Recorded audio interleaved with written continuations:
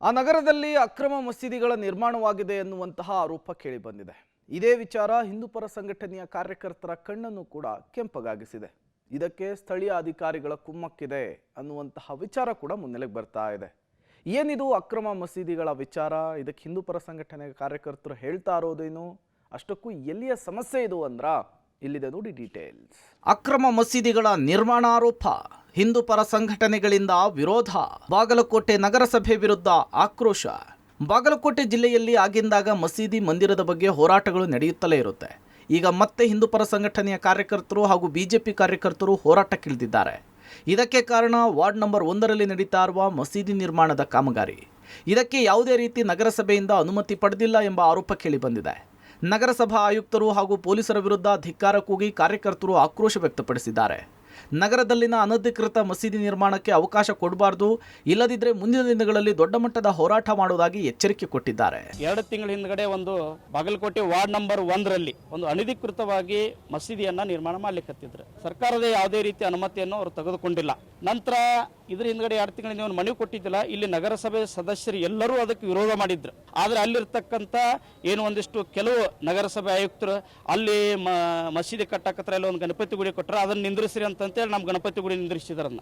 ಆ ಗಣಪತಿ ಗುಡಿ ನಿಂದ್ರಿಸಿದ್ದು ಅದು ಹಂಗೆ ಐತಿ. ಇದು ಆಲ್ರೆಡಿ ಬಿಲ್ಡಿಂಗ್ ಅನ್ನ ಎಬ್ಬಸ್ಕೊತ್ಲಿಕ್ಕೆ ಹೊಂಟ ಆಯುಕ್ತರು ಇದಕ್ಕೆ ನೇರವಾಗಿ ಹೊಣೆಗಾರರಾಗ್ತಾರೆ.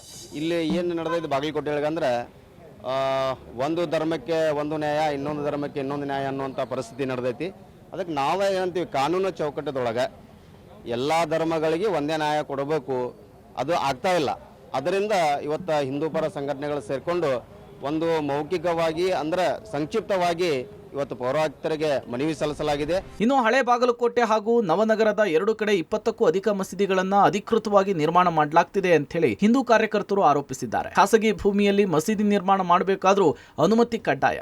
ಆದ್ರೆ ಇಲ್ಲಿ ಯಾವುದೇ ಸ್ಥಳದಲ್ಲಿ ಮಸೀದಿ ಕಟ್ತಾ ಇದ್ರು ಅದಕ್ಕೆ ಅನುಮತಿ ಪಡಿತಾ ಇಲ್ಲ. ಇನ್ನೊಂದು ಕಡೆ ಇದೆಲ್ಲ ಗೊತ್ತಿದ್ರೂ ನಗರಸಭೆಯ ಆಯುಕ್ತರು ಸಿಬ್ಬಂದಿಗಳು ಕಂಡು ಕಾಣದಂತೆ ವರ್ತಿಸುತ್ತಿದ್ದಾರೆ ಎನ್ನುವಂತಹ ಆರೋಪ ಕೇಳಿ ಬರ್ತಿದೆ. ಮಸೀದಿಗಳ ನಿರ್ಮಾಣದ ಬಗ್ಗೆ ನಗರಸಭೆಯ ಬಿಜೆಪಿ ಆಡಳಿತ ಮಂಡಳಿ ವಿರೋಧ ವ್ಯಕ್ತಪಡಿಸುತ್ತಿದೆ.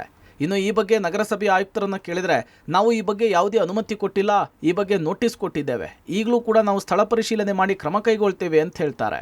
ಮಸೀದಿ ಕಾಮಗಾರಿಗೆ ನಾವು ಯಾವುದು ಅನುಮತಿ ಪರ್ಮಿಷನ್ ಕೇಳಿದ್ರು, ಇದುವರೆಗೂ ನಾವು ಅನುಮತಿ ಸಿಕ್ಕಿಲ್ಲ. ಅದು ಈಗಾಗಲೇ ನಮ್ಮ ವರ್ಕ್ ಇನ್ಸ್ಪೆಕ್ಟ್ರು ಇಂಜಿನಿಯರ್ಗಳು ಹೋಗಿ ಕಾಮಗಾರಿ ಸ್ಥಗಿತಗೊಳಿಸಿ ನೋಟಿಸನ್ನು ನಾವು ಆ ಒಂದು ಸಂಘದವರಿಗೆ, ಕಮಿಟಿಯವರಿಗೆ ಕೊಟ್ಟಿದ್ದೀವಿ. ನಾವು ನಮ್ಮ ಇಂಜಿನಿಯರ್ಗಳ ಜೊತೆಗೂಡಿ ಸ್ಥಳ ತನಿಖೆ ಮಾಡಿ ಏನಿದೆ ಕಾನೂನು ಪ್ರಕಾರ ನಾವು ಕ್ರಮ ತಗೊಳ್ತೇವೆ ಅಂತ. ಯಾವುದೇ ಒಂದು ಕಾನೂನು ಬಾಹಿರ ಚಟುವಟಿಕೆ ನಡೀಲಿಕ್ಕೆ ನಾವು ಅವಕಾಶ ಕೊಡಲ್ಲ ಅಂತ ಈ ಮೂಲಕ ನಾನು ಹೇಳಕ್ಕೆ ಬಯಸ್ತೇನೆ. ಅನಧಿಕೃತ ಮಸೀದಿ ನಿರ್ಮಾಣ ಹಿಂದೂಪರ ಸಂಘಟನೆಗಳ ಕೆಂಗಣ್ಣಿಗೆ ಗುರಿಯಾಗಿದೆ. ಆದಷ್ಟು ಬೇಗ ಈ ಬಗ್ಗೆ ನಗರಸಭೆಯ ಅಧಿಕಾರಿಗಳು ಸೂಕ್ತ ತೀರ್ಮಾನವನ್ನು ಕೈಗೊಂಡು ವಿವಾದದ ಸ್ವರೂಪ ಪಡೆದುಕೊಳ್ಳದಂತೆ ಕ್ರಮ ವಹಿಸಬೇಕಿದೆ. Ravi Halluru, public TV, Bagalkot.